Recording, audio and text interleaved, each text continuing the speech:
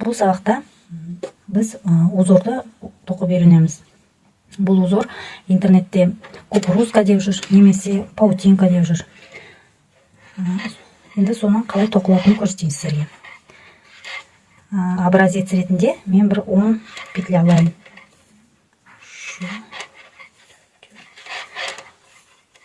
Бұл узорды кез келген бұйымдарыңызға, әсіресе кардиган тоқығанда осы узорды қолдансаңыздар, өте керемет узор.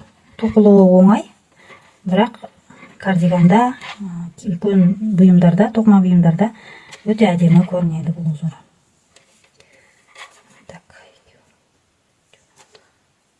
10 петля алдым. Енді бірінші ряд, бірінші қатары бір оң, бір теріс деп аламыз. Оң, теріс. Бірінші қатары бір оң, бір теріс. Бірінші қатар болғандықтан осылай кішкене ауырлау алынады.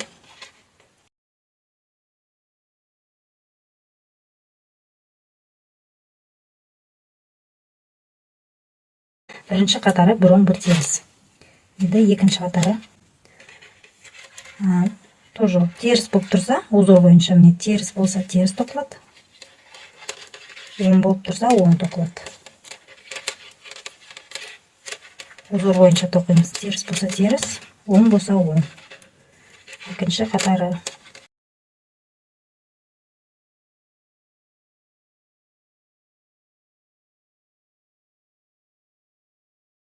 Үшінші қатарда біріншісін енді үшінші қатарда терісті оң аламыз. Оңды керісінше теріс аламыз. Так, теріс оң болады. Оңды теріс аламыз. Үшінші қатары бұл.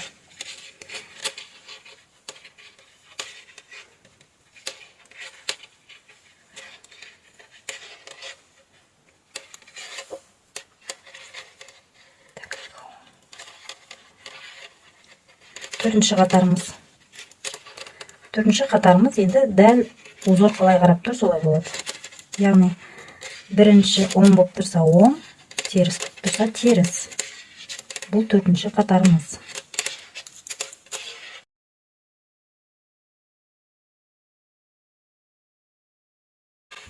Енді қараңыздар.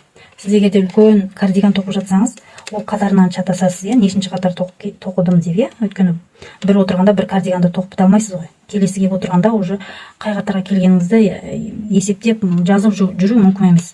Сол үшін шатаспас үшін былай қарайсыздар міне. Мына жерде оңнан қарайсыздар міне.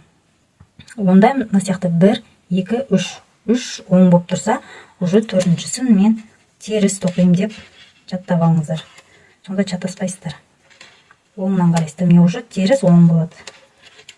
Оңымыз теріс болады. Сонда уже осы 3 оң арқылы ориентир жасаңыздар. Өздеріңізге оңай болады сонда. Келесі қатарды көрсетейін, қазір қалай болып тұратынын.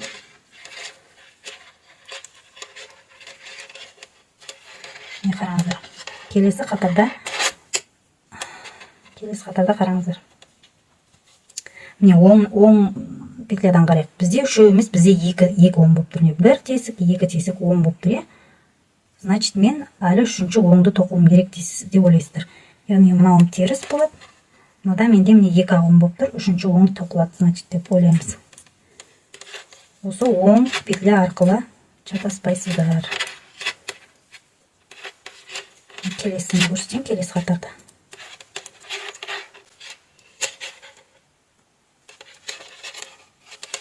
Келесі қатарда айланамыз. Келесі қатарды қараймыз. Уже бізде қараңыздар міне, оңда уже 3 тесік болып тұр. 1, 2, 3 тесік болып тұр. Значит, мен оны теріс алам деп ойлайсыздар. И ауысамыз, міне терісті оң аламыз, оңды теріс аламыз. Осылай узорларыңызды тоқи бересіздер. Ал енді қатар санап, ол тоқу мүмкін емес. Егер де сіз үлкен кардиган, сондай нәрсе тоқып жатсаңыздар, кофта тоқып жатсаңыздар, ол қай қатарға келуді жаттап, оны жазып жүру мүмкін емес.